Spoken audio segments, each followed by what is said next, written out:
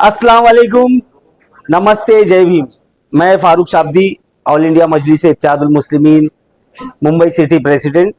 मैं सबसे पहले मेरे तमाम मीडिया भाइयों का और सब चैनल वालों का, प्रिंट मीडिया का, सबका शुक्रिया अदा करता हूं कि आप लोग अपना कीमती वक्त निकाल कर यहाँ आए और यहाँ हमारी ये जो छोटी सी प्रेस कॉन्फ्रेंस है उसको कवर किया आप लोग ने।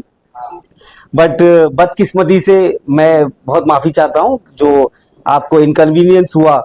यहाँ पूरे एरिया में, पूरे नागपाड़ा एरिया में आज लाइट नहीं होने की वजह से ये भी एक अलग किस्म का प्रेस कॉन्फ्रेंस हो रहा है कि अंधेरे में आपकी लाइटों में ये प्रेस कॉन्फ्रेंस किया जा रहा है। तो मैं इस अंधेरे को, मैं इसको पॉजिटिवली लेना चाहता हूँ और मैं ये समझता हूँ कि ये अंधेरा जो हुआ है आज हमारे एरिया में, ये हम लोगों के लिए एक ऊपर वाले की तरफ से इंटीमेशन है कि ये जो अंधेरा हुआ है ये एमआईएम के लिए आखिरी अंधेरा होगा और इस अंधेरे के बाद उजाला ही उजाला होगा और रोशनी ही रोशनी होगी। तो मैं इस अंधेरे से, मैं हमारे विरोधक जो है, जो सिटिंग एमएलए है यहाँ हमारे एरिया की, हमारे कॉरपोरेटर्स है, मैं उनसे भी सवाल करना चाहूंगा क्योंकि अभी अभी मुझे पता चला है कि एक प्रेस चैनल ने ऐसी न्यूज चला दी है कि एमआईएम की प्रेस कॉन्फ्रेंस से पहले उसकी बत्ती गुल हो गई। तो मैं हमारे जो भी मीडिया के भाई है, मैं उनसे बताना चाहता हूँ कि एमआईएम की बत्ती नहीं गुल हुई है, ये पूरे एरिया की बत्ती गुल हुई है। और इसका अगर आपको सवाल करना है तो प्लीज यहाँ की जो सिटिंग एमएलए है उनसे सवाल कीजिए कि हमारी ये बत्ती गुल क्यों हुई है। यहाँ के जो कॉरपोरेटर है उनसे सवाल कीजिए कि यहाँ के लोगों को बत्ती गुल होने की वजह से ये जो परेशानी हो रही है तो ये क्यों हुई है, ना कि बस हम पर तर्क करे। तो हम तो इस अंधेरे को भी स्वीकार करते हैं क्योंकि हमारा काम, एमआईएम वालों का काम अंधेरे को दूर करने का ही है और इंशाअल्लाह अगर आपका साथ, आपका सपोर्ट रहा तो जरूर इस अंधेरे को भी एमआईएम दूर करेगी। जैसे कि आज की जो मीटिंग रखी गई है वो किस बारे में और उसके बारे में कुछ बताइए। आज की ये जो मीटिंग है ये आज हम लोग ने पूरे हमारे ऑल ओवर मुंबई के तमाम district presidents and taluka presidents को यहाँ पर बुलाए थे। जैसे कि आप लोगों को पता होगा, आप मीडिया से बिलोंग करते हैं, कि आज महाराष्ट्र में कॉरपोरेशन इलेक्शंस को लेकर जो रिजर्वेशन की एक प्रक्रिया होती है जिससे ये पता चलता है कि कौन से वार्ड मेल है, फीमेल है, एससी है, एसटी है, ओबीसी है, तो वो पता चलता है। तो वो पता चलने के बाद एक अलग सा माहौल होता है कि लोग सब चार्ज हो जाते हैं एकदम कि बस चलो हमारा वार्ड अच्छा हो गया, या कोई डिप्रेस हो जाता है कि जो तैयारी 5 साल से उम्मीद में, जैसे इस वार्ड में भी शायद लोग कर रहे थे कि शायद ये वार्ड भी मेल हो जाएगा, 224 वार्ड, तो वहां पर भी फीमेल हो गया, तो कुछ लोग डिप्रेस भी हुए। तो हम लोग वापस से हमारी ये रणनीति तय करने के लिए हम लोग ने ये मीटिंग बुलाई थी। तो साथ ही साथ मैंने सोचा कि क्यों ना हमारे पत्रकार भाइयों को भी बुलाया जाए और उनसे भी कुछ टिप्स ली जाए कि आने वाला इलेक्शन हम लोगों को कैसे लड़ना चाहिए, हमारी वीकनेस पे आप लोग लाइट डाले थोड़ा सा कि हम कहाँ वीक है, हमको और क्या करना चाहिए। तो मैं सीखने के लिए एज ए यंगर ब्रदर, आप लोग का मैं छोटा भाई मानकर अपने आप को, मैं कुछ सीखने के लिए, मैं आपसे कुछ टिप्स लेने के लिए आपको बुलाया हूं। तो मैं फिर से दिल से शुक्रिया अदा करता हूं कि मैं एक्सपेक्ट नहीं किया था कि इतनी बड़ी तादाद में मीडिया के कैमरे मेरे सामने होंगे, लेकिन आप लोग बड़ी तादाद में आए, तो शुक्रिया आप लोग का। उम्मीद करता हूं कि आगे भी इलेक्शन है, इलेक्शन में आप लोग हम लोगों को कवर करेंगे और मैं आपको फुल फ्रीडम देता हूं कि हम लोग जो अच्छा काम करते हैं वो तो आप दिखाइए, दिखाते रहते हैं। अगर हमसे कुछ गलती होती है, हम कुछ बुरा काम करते हैं जो कि नहीं करेंगे और नहीं करते, लेकिन हमसे अगर कुछ गलती होती है तो वो भी आप मीडिया के चैनल पे आप खुलेआम दिखा सकते हैं ताकि हम हमारी गलतियों को सुधार कर और अच्छा काम कर सकें। इलेक्शन में आप कहां तक का कौन कौन सी जगह उम्मीदवार खड़ा करने वाले? नहीं, इलेक्शन में हमारा प्लानिंग तो कुछ और था, रिजर्वेशन ने हमारे प्लानिंग्स को थोड़ा सा डिस्टर्ब किया है, बट स्टिल जो सबके लिए हुआ वही हमारे लिए हुआ है। तो मैं ये बोलूंगा कि इस आने वाले इलेक्शन में हम लोग मिनिमम 50 सीट्स कंटेस्ट करेंगे, जहां पर 50 सीटों पर हमारा पूरा वर्किंग हो चुका है, हमने पूरा होमवर्क किए हैं। काफी हद तक हमारे पास उम्मीदवारों का वो भी आया है, उनके बायोडेटा रिज्यूम्स भी आए हुए हैं, तो हम लोग उनमें से भी उनको सिलेक्ट करेंगे। और उसके अलावा अबव 50 अगर हमको और भी वार्ड्स में अच्छे उम्मीदवार मिलते हैं जो जिनका समाज में और अपने अपने वार्ड्स में अच्छा काम है, तो जो वर्चस्व रखते हैं समाज में, तो हम उनको भी मौका देना चाहेंगे। तो नंबर अभी फिलहाल के लिए हम लोग 50 पे मिनिमम हम लोग लड़ेंगे आगे, और जैसे जैसे दिन जाएंगे हम लोग और नंबर बढ़ा सकते हैं। ये हमको अक्सर मुस्लिम पार्टी में देखा जाता है, लेकिन मुसलमान में भी दो फिरके होते हैं, शिया सुन्नी। तो ये रिजर्वेशन शियों को कितना मिलेगा, कितने आप शिया कैंडिडेट उतारेंगे? देखिए, अब ये फिरकों की बात तो ना ही करें तो बेहतर है। ये फिरके ही जो है, ये जो मसलक का मसला है, यही पूरी फसाद की जड़ है, जो हम लोगों को हमसे ही बांटती है। तो हम लोग ये फिरकों में और मसलक में हम लोग बिलीव नहीं करते। और माशाल्लाह ये मसलक की बात, फिरकों की बात की तो लाइट भी आ गई, हाँ, तो उजाला आ चुका है। तो हम लोग जो भी उम्मीदवार होगा, हम लोग उसको उसके कास्ट से या उसके फिरके से नहीं जज करते हुए हम लोग उसका सामाजिक काम देखेंगे, और समाज में उसका कैसा नाम है वो देखकर हम लोग उसको उम्मीदवारी देंगे। ये इलेक्शन में यूपी के बारे में कुछ सोच रहे हो? देखिए, यूटी तो सही, अगर एग्जांपल आपको दूं तो पिछला ये भी आज बिहार इलेक्शंस हुए हैं, उसकी वोटिंग भी हुई है।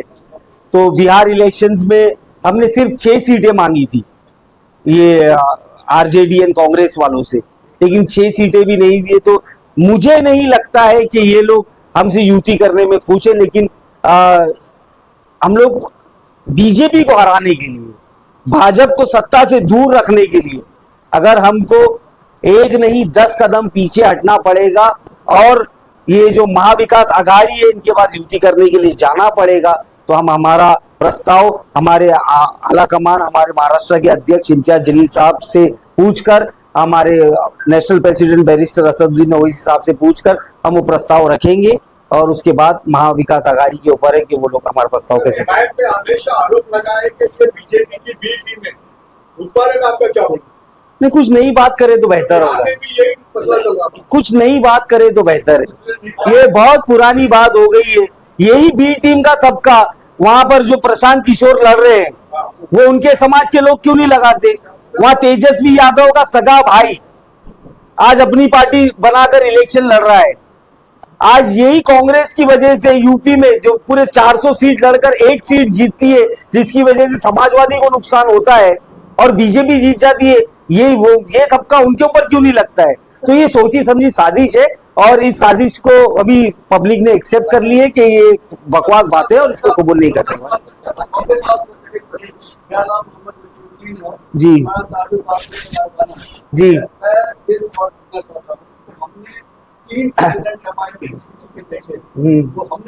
हाँ,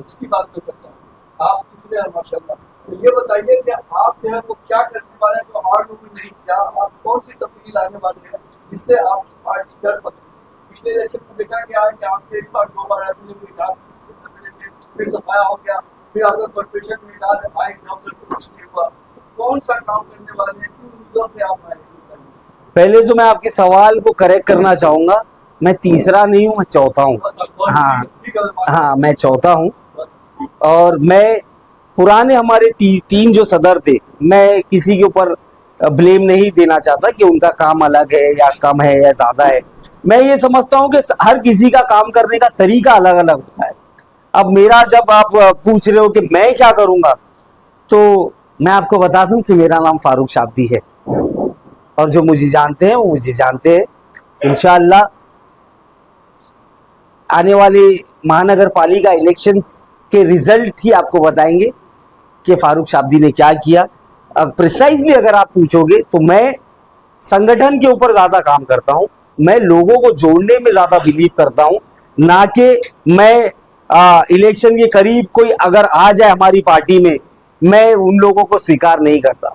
मैं खुशी मेरा उम्मीदवार जो मेरे साथ 5 साल कंधे से कंधा लगाकर पार्टी को बड़ा करने का काम किया है, मैं उसके ऊपर दाव खेलना पसंद करूंगा, ना कि कोई धन्ना सेठ आ जाए आखिरी चांद रात को कि मुझे टिकट दे दो, पैसों का लालच दे या कोई दूसरी पार्टी से उसको टिकट नहीं मिलने पर आ जाए, मैं उसको उम्मीदवारी नहीं दूंगा। मैं मेरे लोगों को बड़ा करूंगा ताकि वो लोग जो पार्टी के साथ बुरे वक्त में खड़े रहे हैं वो आगे भी पार्टी के साथ खड़े रहे। 2014 से लेकर 2025 तक का ऐसे एमआईएम के बहुत से उम्मीदवार है। पिछले एमएलए कॉर्पोरेशन इलेक्शन में 45 जगह सेवक आपके थे, इस वक्त एक भी नहीं है तो चुनाव लड़े थे। जैसे आप कह रहे हैं कि दूसरी पार्टियों से हम नहीं लेंगे, लेकिन हर टाइम पिछले 10 सालों से ये देखा जा रहा है कि दूसरी पार्टियों से लोग आते हैं, चुनाव लड़ते और चले जाते हैं। तो इस बार कैसा अलग हो? यही अलग होने वाला है कि जो जाते हैं उनको आने ही नहीं दिया जाएगा। इस बार उनको बोलेंगे आपको जहां जाना है इलेक्शन के बाद तो अभी से आप चले जाइए। हमारे साथ जो है, हमारी पार्टी के लिए जो काम कर रहा है, जो अपने अपने वार्ड्स में अपनी अपनी ऑफिस खोल के बैठा है, लोगों के बीच में है, लोगों की सुख दुख में काम कर रहा है, इस बार एमआईएम पार्टी ज्यादा से ज्यादा तादाद में उन्हीं, मैं समझूंगा घर के बच्चों को, ये सब हमारा घर है, हमारा एक परिवार है, हम उनको मौका देंगे। आपने आइडेंटिफाई किया है, आपने क्या कैडर तैयार किया, आइडेंटिफाई किया है, किनको देंगे, किनको देंगे, बातें करें, आप क्या करेंगे? कुछ हद तक सीटों का बंटवारा कैसा करोगे, किस मुद्दे पे या किस आधार पे करोगे? नहीं, आइडेंटिफाई की बात जाए तो वो हमारी पार्टी का इंटरनल मसला है, हम लोगों ने आइडेंटिफाई भी किए है और हमारा काम भी चल रहा है, तो वो तो हम लोग इलेक्शन जब लगेगा आपको पता ही चल जाएगा। सीटों का बंटवारा इन द सेंस कहाँ बांटना है हमको, सीट बंटवारा किससे करना है हमको? जैसे कि लोगों को पैसा देना है, कैंडिडेट नाराज ना हो। नहीं, देखिए कैंडिडेट, ये इन द एंड टिकट एक होती है यस, और इच्छुक बहुत सारे होते हैं, टिकट मांगने वाले एक होते हैं।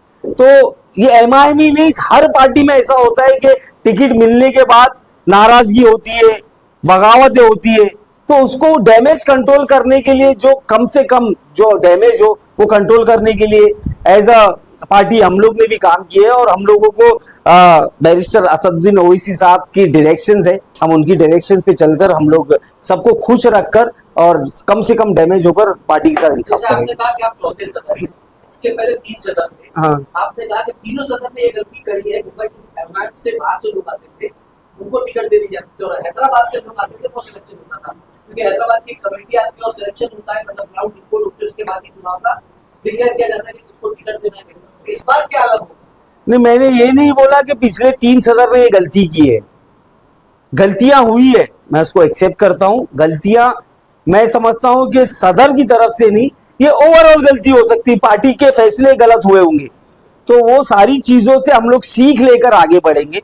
जो गलतियां हमने किए हैं या जो हुई अनजाने में, हम उसको नहीं दोहराकर आगे इलेक्शन लड़ेंगे और आपको बदलाव दिखेगा। हमारे पास रिकॉर्ड पे लोगों ने कहा, छापा है ऐसे कैंडिडेट्स का पिछली बार, जिन्होंने ये कहा कि जब हम टिकट मांगने गए सारी तैयारी थी, लेकिन हमसे पैसा मांगा गया, हम उस लायक नहीं है कि पैसा दें, इसलिए हम बाहर होते हैं। तो आप उन चीजों को कैसे रोकेंगे? क्या इस बार भी ऐसा होगा? देखिए, ये सब जो पैसों का खेल है, ये सारी पार्टियों में ये आरोप लगते हैं और हो सकता है इसमें कुछ सच्चाई भी हो। अब मर्सिडीज मांगकर अब शिवसेना में तो पद दिए जाते थे, मर्सिडीज के बदले एक मामूली सा पद मिलता था लोगों को, तो ये अलग अलग मतलब कोई आरोप लगाता है और कुछ हद तक सच्चाई भी होती है, तो इसको हम नकार नहीं सकते, ना ही एक्सेप्ट कर सकते।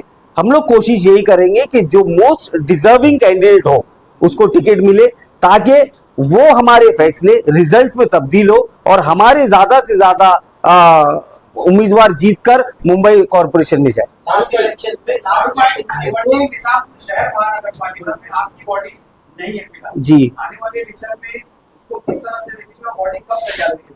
नहीं, देखिए अभी भिवंडी की बात अगर कर रहे हैं आप, तो वक्त बहुत कम है और आप सच बोल रहे हैं कि भिवंडी महानगर पालिका में हमारी बॉडी नहीं है, बट हमारा कैडर ऑन फील्ड है, मतलब वो डेजिग्नेटेड अहदेदार नहीं है, लेकिन हमारे पुराने मजलिस के चाहने वाले अभी भी भिवंडी शहर में है।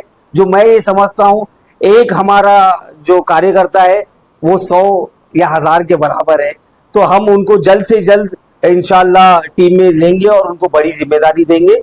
और वो इम्तियाज जलील साहब से मेरी बात हो चुकी है, वो बहुत ही जल्द, हो सकता है आने वाले वीक में या 8-10 दिन में उसका फैसला ले और वो आपको पता एक चलेगा। सवाल ये है, आपको चुनाव जीतने के बाद क्यों लगातार आपके नगर सेवक महाराष्ट्र में भी जीते, एमएलए भी जीते, लेकिन दूसरा चुनाव होता है उस सीट पे एमआईएम जो है सीट हार जाती है। आप कहते हैं कि मुसलमानों का काम करते हैं, 5 साल तक का जनता आपको बैठा के रखती है, एक सीट देती है लेकिन वहाँ के इलाकों में काम नहीं होता, इसलिए आपको लगा देती है। इसकी वजह क्या? कितने इलेक्शंस हुए हैं एमआईएम के यहाँ पर जो इलेक्शन लड़ने के बाद जनता ने नकार दी? मैं बता दूं आपको, नांदेड़ के अंदर आपके 9 कॉर्पोरेटर थे, वहाँ हार गए। एमएलए के अंदर आपके विद्याचंद साहब हार गए, मानस पठान हार गए, अकोला के अंदर आपके नगर सेवक थे वो हार गए।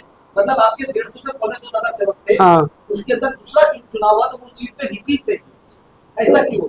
और बॉम्बे में 2 नगर सेवक थे, वो दोनों पार्टी छोड़ के चले। हाँ तो सही बात है। तो ये जनता है और जनता जनार्दन है। जनता को हम लोग सवाल नहीं कर सकते, उल्टा हम लोग उसमें से ये निकाल सकते हैं कि जनता ने ये फैसला हमारे खिलाफ क्यों लिया और हम उस पे काम करने की कोशिश करेंगे और उसको सुधारेंगे। और वो सारी चीजों को सुधारने के लिए जमात ने मुझे यहाँ भेजा है और कुछ हद तक, काफी बड़ी हद तक हम लोग उस चीजों पे काम किए और इंशाअल्लाह जनता इस बार अल्लाह के हुक्म से, इंशाअल्लाह अल्लाह ने चाहा अगर, इस बार जनता सिर्फ और सिर्फ एमआईएम को कबूल करेगी और पतंग का परचम बहुत ऊंचा लहराएगा इंशाअल्लाह। कहाँ तक की सीट की उम्मीद करते हो? हाँ कहाँ तक की सीट की उम्मीद करते हो? देखिए, अगर हम लड़ रहे हैं तो हम तो ये सोचेंगे कि पूरे ही जीते, तो उम्मीद तो अल्लाह से बेहतरीन करना चाहिए। तो हम तो बोलेंगे कि अल्लाह पूरे जितवा दे, पूरे जितवा के हमारे बिना किसी का मेयर ना बने, वो भी नौबत लाए अल्लाह पाक और हमको मेयर बना दे। हमारी उम्मीद तो ऐसी है। भिवंडी वालों के लिए मैसेज है, भिवंडी वालों के लिए मैसेज है। भिवंडी वालों के लिए ये मैसेज है मेरा कि निराश मत होइए भाइयों, इंशाल्लाह बहुत जल्द हम लोग वहां आ रहे हैं और आने के बाद आपके भिवंडी में से ही, आपके बीच में से एक ऐसी टीम, एक ऐसा सदर हम लोग आपको देंगे इंशाल्लाह। आप लोग उनके साथ कंधे से कंधा मिलाकर काम कीजिए और भिवंडी एक बहुत बेहतरीन, बहुत प्यारा शहर है और उसको सुधारने में हम सब मिलकर काम करेंगे और इंशाल्लाह उसमें कामयाब होंगे। मलाड विधानसभा में 7 सीटें, 7 सीटों पे लड़ाई गई, अब खाली 4 सीटों पे लड़ाई। अभी हमारा काम चालू है, उस पर वक्त आने पर आपको बता देंगे। बाकी जगहों में सदर जो है इलेक्शन के पहले दिए जाएंगे या बाद में? बाकी जगहों में सदर कौन सी जगह पर? जैसे भिवंडी शहर हो गया, हाँ बोल दिया मैंने, दे हो देंगे। गया, उमरा में भी दे देंगे इलेक्शन से पहले। इलेक्शन से पहले। हाँ इलेक्शन से पहले। आपका नगर सेवक में मेन मुद्दा क्या होगा? किस मुद्दे के आधार पर लोग जनता के बीच में जाएंगे? कुछ खुलासा करेंगे सवाल है। देखिए, सबसे बड़ा मुद्दा तो आज ही मिल गया है प्रेस कॉन्फ्रेंस में, बत्ती गुल। हाँ तो मैं तो अब ये बत्ती गुल को ही चलाने वाला हूँ। हाँ ये बत्ती गुल ही हम लोग को जिताएगी। ये बत्ती गुल कैसे भी हम ये सवाल करेंगे। यहाँ इतने बड़े बड़े टावर बने, अगर कोई फंस गया होगा लीफ में तो उसका जिम्मेदार कौन है? स्कूल पढ़ने वाले बच्चे, उनके होमवर्क का टाइम है, उनकी ट्यूशन का टाइम है, बत्ती गुल की वजह से उनकी पढ़ाई में नुकसान हुआ रहेगा, उसका जिम्मेदार कौन है? यहाँ पर सरकारी दवाखाने, आईसीयू में लोग हैं जिनको लाइट लगती है, बत्ती गुल होने की वजह से उनकी जान को नुकसान हो गया तो उसका जिम्मेदार कौन है? यहाँ पर गटर है, खुले हैं, जिसके ऊपर ढक्कन नहीं है, कॉर्पोरेशन ढक्कन नहीं लगा सकती। अंधेरे में अगर आदमी अंदर गिर गया और मर गया तो उसका जिम्मेदार कौन है? यहाँ पर ऐसी सड़कें हैं, बेचारा कोई 2 व्हीलर पे आ रहा है, अंधेरे की वजह से खड्डे में चला गया, गिर गया, हाथ टूट गया, पैर टूट गया, तो उसका जिम्मेदार कौन है? तो ये बत्ती गुल ही इंशाल्लाह इन सब की बत्ती गुल करेगी और हम लोग को ऐसा रोशन करेगी। एक सवाल है, ये जो पैटर्न आपके ऊपर दिखा गया, जैसे कि इंडिया में साहब आप गवर्निंग की तो जरूर ध्यान है, आपको सारे ऑफिस ज्यादातर गवर्निंग, क्या इस मुद्दे में आपको सिर्फ और सिर्फ बंगला से पार्टी को निर्णय करें? नहीं, अरे सलीम भाई भी आए हैं, thank you very much Salim भाई। सबसे पहले तो देखिए, हम लोग एक पॉलिटिकल पार्टी है और पॉलिटिकल पार्टी होने के साथ साथ हम लोग किसी के पर्सनल दुश्मन नहीं है। हमारा टारगेट कोई आसिम भाई नहीं है कि हाँ ये आप बोल सकते हैं कि हमारा ध्यान वहाँ है। अभी जैसे इंडियन टीम की बात लेते हैं तो सबसे अच्छे प्लेयर रोहित शर्मा और विराट कोहली है, तो ओपनिंग बल्लेबाजी उनको ही दी जाती है कि जाओ ज्यादा रन मार के आओ। तो हम लोगों को भी ऐसा है कि गवंडी से हमारे रिजल्ट इजीली और अच्छे से वहाँ के लोगों में एक ऐसा रुझान है कि हम लोग के रिजल्ट अच्छे आ सकते, तो हम लोग, हमारे लिए ज्यादा प्रेफरेबल सीट ज्यादा वहां है, तो हम लोगों का ध्यान भी पर्सनली वहां पर ज्यादा है। तो इसमें ऐसा कुछ नहीं है कि किसी नेता को टारगेट कर जो मैंडेट गवंडी की जनता ने 42,000 का अतीक सर को दी है, तो वो मैंडेट के साथ इंसाफ करने के लिए हम लोग वहां के लोगों के बीच में जाता है। एक और पैटर्न दिखाई दे रहा है, सवाल किए थे थोड़ा सा कि मुंबई इंडियंस के आपकी कभी पावर नहीं आ रही कि वो टिकट पाए। हाँ पूरा फॉर्म वो करते हैं, लोगों को ये करते हैं कि हैदराबाद से कमांड आता है, हैदराबाद के लोग कमांड करते हैं। जी। और आप कह रहे हो लोगों को आप कहना है कि जितने भी लोग हैं, जितने भी कार्यकर्ता हैं, जितने भी लोग हैं, जितने भी कैंडिडेट कि आज लेके आपके आसन में उनको कैसे यकीन दिलाओगे कि उनके साथ गलत नहीं होगा, आपका डिसीजन नहीं, वहाँ का डिसीजन चलेगा या वहाँ का नहीं, आपका डिसीजन चलेगा। देखिए, डिसीजन ना मेरा चलेगा ना वहां से जो आते हैं उनका चलेगा। डिसीजन सिर्फ चलेगा बैरिस्टर असदुद्दीन ओवैसी साहब का, और वो जो डिसीजन ले ली, वो चाहे मैं चाहूं या ना चाहूं, मैं उससे खुश रहूं या ना रहूं, वो डिसीजन मुझे ही नहीं, हमारी पूरी महाराष्ट्र की टीम, पूरे इंडिया की टीम को मान्य रहेगा। दूसरी बात, मैं मेरे कार्यकर्ताओं के लिए पहले ही बोल दिया हूं और उनके भी बराबर समझ में आ चुका है कि कुछ चेंज देख रहे हूं, और वो चेंज देखकर उस पर भरोसा करके ही माशाल्लाह मेरे साथ कंधे से कंधा लगाकर वो लोग चल रहे हैं। मुझे भी ऐसी उम्मीद है कि मैं उनके जो भी भरोसा मुझ पर दिखाए, मैं उस पर खरा उतरूंगा, और इंशाल्लाह उनको पता है, और असद साहब ने भी मुझे जबान दी है कि जो भी फैसले होंगे वो महाराष्ट्र की लोकल बॉडी ही फैसले करेगी। एक आखिरी सवाल, जी हमेशा देखा गया है कि इलेक्शन के बाद जो है मुंबई इंडियंस की कुर्सी बदल दी जाती है। हाँ। तो आप कितना सेफ काम करते हैं? नहीं, देखिए, मैं ये समझता हूं कि अगर मैं परफॉर्म नहीं कर पाता हूं तो अगर मेरी कुर्सी बदल दी जाती है तो उसमें कोई हर्ज नहीं है। कुर्सी पर जो मोस्ट डिजर्विंग है, जो मोस्ट परफॉर्मिंग है, वही होना चाहिए। If you are out of form, you don't deserve your place in the seat, in the team. तो मैं समझता हूं कि कुर्सी तो एक बहाना है। इंशाअल्लाह आज ये पुरानी है, इलेक्शन के बाद नई कुर्सी वैसे बदलेंगे, हम नई कुर्सी लेंगे और उस कुर्सी में भी फारूक शाब्दी दिखेगा आपको। और सर, जिस तरीके से आपने कहा कि गुवाहाटी का रिजल्ट आप लोगों के लिए बहुत अच्छा था, तो एमआईएम का ध्यान वहां पर है।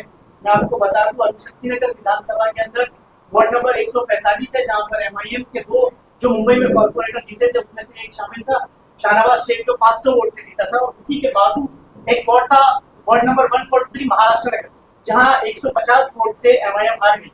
2019 के विधानसभा चुनाव में वहां पर आपने एमएलए चुनाव में भी पार्टिसिपेट किया था, 24 में वहां पर एमएलए का कैंडिडेट आपने नहीं किया, तो उस अणुशक्ति नगर के साथ ऐसा दुर्व्यवहार क्यों? नहीं, देखिए, ये सब पार्टी की रणनीति है, या जैसे सही उम्मीदवार नहीं दिखा होगा हमको तो नहीं दिए होंगे, वो मैं इस पे कमेंट नहीं करना चाहता। लेकिन अणुशक्ति नगर हो, उसके बाजू का एरिया हो, और उसके अलावा अभी और ऐसी कई सीटें जहां पर हम 100, 200, 300, 500 की मार्जिन से हारे जीते। इसका मतलब ये नहीं कि हमारी नजर मानी है। वो तो सलीम भाई ने सवाल किए गवर्नमेंट का, तो मैंने उनको जवाब दिया। वेरी सुन हम लोग वो सारे एरियाज में जाएंगे और वहां पर इलेक्शन अच्छी बड़ी ताकत से लड़ेंगे और वहां से रिजल्ट अच्छे निकालेंगे, और किसी एरिया के साथ हम लोग सौतेला सलूक नहीं करेंगे। पूरा मुंबई हमारे लिए एक समान है, और पूरे मुंबई में जहां पर भी हमारे उम्मीदवार होंगे हम पूरी कोशिश करेंगे कि हमारे उम्मीदवार जीते। अकबर ओवैसी को मुंबई क्या देखना चाहता है? हमेशा देखा गया कि मुंबई के लोग अकबर ओवैसी की दीवाने होते हैं। क्या इस बार स्टार कैंपेनर बन के आएंगे? देखिए, मैं खुद अकबर साहब को बम्बई की गलियों में भाषण करता हुआ सुनना चाहता हूँ, देखना चाहता हूँ, बट कुछ हेल्थ इश्यूज है, तो अल्लाह से दुआ करते हैं कि बस उनकी सेहत में सही रहे और सेहत में सुधार हो। और इलेक्शन के टाइम अगर वो फिट रहते हैं तो अकबर साहब को हम लोगों को बुलाने की जरूरत नहीं है। अकबर साहब को बम्बई से एक अलग मोहब्बत है, एक अलग प्यार है, उनके दिल में मुंबई के लिए एक अलग जगह है। वो खुद बोलेंगे, फारूक मैं इस तारीख को आ रहा हूँ, मेरा जलसा रखिए, तो इंशाल्लाह आप लोग आइएगा कवर करने के लिए। बिहार विधानसभा चुनाव एमआईएम काफी दमखम से लड़ी, उसके परिणाम को किस तरीके से देखते हैं आप? नहीं, देखिए, खुशी की बात तो ये है कि हम लोगों ने हमारा 100% दिए चुनाव में।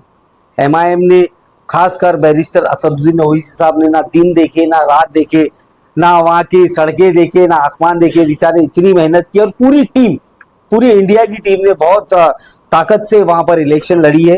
तो बस ये एक हमारे लिए भी एक हिम्मत देता है ये कि हमारे सदर जब इतना काम कर सकते हैं और इतनी मेहनत कर सकते हैं, तो हम उनके सिपाही होने के नाते हम लोग भी ऐसी ही मेहनत, ऐसे ही काम महाराष्ट्र में भी करें, और फैसले अल्लाह के हाथ में छोड़ दें। जो फैसला अल्लाह को कबूल होगा वो हमको कबूल है। हम कोशिश पूरी करेंगे, फैसले जो जनता लेगी वो कबूल है, जो अल्लाह ने हमारे नसीब में लिखा है वो कबूल है। तो दिल्ली का हाँ दिल्ली में जैसा कल हादसा हुआ, जी, हाँ, उस बारे में कुछ नहीं, दिल्ली में जो हादसा हुआ कल वो काफी अफसोसजनक है। मेरा तो सवाल इस सेंट्रल गवर्नमेंट से यही है कि आप और कितने बेकसूरों की जान जाने का इंतजार करोगे, और कितने लोग यतीम हो, बेवा हो। मतलब ये इसके लिए शब्द नहीं है कंडेम करने के लिए। मैं तो ये समझता हूँ ये कंप्लीट फेलियर है इंटेलिजेंस का। इंस्टेड ऑफ आप शहरों के नाम चेंज कर रहे हैं, आप ये खाओ, आप वो मत खाओ, उसके ऊपर ज्यादा ध्यान दे रहे हैं। आप यूपी में हाफ एनकाउंटर कर रहे हैं, लोगों को पकड़कर उनके पैरों में गोली मार रहे हैं। अगर आप सही इंसाफ करते हो तो ऐसे आतंकवादियों को पकड़िए और इनका एनकाउंटर कीजिए। सर, पुलवामा में जो हमला हुआ उसके बाद हमारे प्राइम मिनिस्टर विदेश चले जाते हैं, जैसे कल भी दिल्ली दहल हुई है, फिर भी आज वो विदेश की सैर कर रहे हैं। हमारा देश सुरक्षित हाथों में, ऐसा लोगों का बोलना है, उस बारे में बोलिए। अब प्रधानमंत्री है, अब उनसे कौन सवाल करे, प्रधान है वो तो उनका तो इंडिया से ज्यादा विदेश में ही ध्यान है उनका। तो आने वाले इलेक्शंस में यहाँ की जनता से मैं अपील करूंगा कि उनको विदेश की सिटीजनशिप दिला दे ताकि वो विदेश में मजा करते हैं। Thank you sir. Sir, BJP के अध्यक्ष ने कहा है कि खान है ना मुंबई का मेयर नहीं बनेगा, उसको लेकर आप क्या कहेंगे? देखिए, उसका जवाब तो मैं नहीं दूंगा। उसका जवाब न्यूयॉर्क सिटी के मेयर जोहरान ममदानी जो आज मेयर बने हैं न्यूयॉर्क के, तो मैं ये समझता हूं कि अगर न्यूयॉर्क में एक मुस्लिम समाज का बंदा अगर मेयर बन सकता है तो ये मुंबई है, ये मुंबई भी न्यूयॉर्क से कम नहीं है। यहाँ पर ये जो अमित साटम है या जो भी है, ये लोग खाली बांटने का काम कर रहे हैं, नीतीश राणे वगैरह। ये लोग समझ जाए अभी कि लोग समझ चुके हैं कि जो काम करेगा, जो उनके हक की बात करेगा, वो उसी को लोग चुन कर देंगे। सर, विकास का टैलेंट ना दिखाते हुए अवमान का टैलेंट दिखा के वोट बटोरने की जो कोशिश की जा रही है गवर्नमेंट में, और जिस तरीके से कहा जा रहा है कि हमारे होते हुए मेयर चुना नहीं जाएगा, उसको लेकर आप किस तरीके से देखते हैं? तमाम सीटों पे जो कैंडिडेट उतारने की तैयारी है। नहीं, वो तो वो जो टैलेंट शो चल रहा है वो मेरे हिसाब से तो एक कॉमेडी शो चालू है वहां पर। मैं गवर्नमेंट वालों को सलाम करता हूं कि जो इतनी तकलीफों में, ऐसी सिचुएशन में रहकर भी बच्चे वहां पर पढ़ लिख कर खुद से कामयाब हुए हैं। कोई सिंगर बना है, कोई कराटे का कुछ कर रहा है, कोई क्या अलग अलग टैलेंट है लोगों में। मेरा सवाल, ये जो शो ऑर्गेनाइज किए ये उनसे है कि इसमें आपका योगदान कहां है? आपने कोई ऐसी उनको फैसिलिटी उपलब्ध कहां करा के दिए जिसकी वजह से वो लोग आज स्टेज पे हैं? वो लोग तो अपने एक जिद से, अब उनके माँ बाप की तक वो परेशानी उठाकर उनके माँ बाप ने जो उनको सिखाए उससे उन लोग सीखे। लेकिन उसके अलावा ये वहां के नेता जो है वो उसको अपनी क्रेडिट ले रहे हैं। तो मैं समझता हूँ ये मजाक हो रहा है गवर्नमेंट वालों से। गवर्नमेंट से अवाम ने और पत्रकारों ने अब्बासी आजमी का और साइकिल का जिस तरीके से बहिष्कार किया है, उसको लेकर आप क्या कहेंगे? नहीं, देखिए, बहिष्कार आप लोगों ने किए, उसके बारे में मैं क्या बोल सकता हूं। मैं तो यही बोलूंगा कि ठीक है, दुनिया है, राजनीति है, पॉलिटिक्स है, हो सकता है किसी से कुछ गलती हो जाए या कुछ भी है। आप लोग बड़े भाई बनिए, आप लोग पत्रकार है, आप लोग माफ कर कर आप लोग किसी को बहिष्कार मत कीजिए और सबको कवर करते रहिए। नहीं सर, ये तो अब्बासी जब तक माफी न मांगेंगे, बहिष्कार हम लोग का पीछे जाएगा। ये उनका पर्सनल ओपिनियन व्यू है, मैं उसके बारे में कुछ नहीं बोल सकता। Thank you.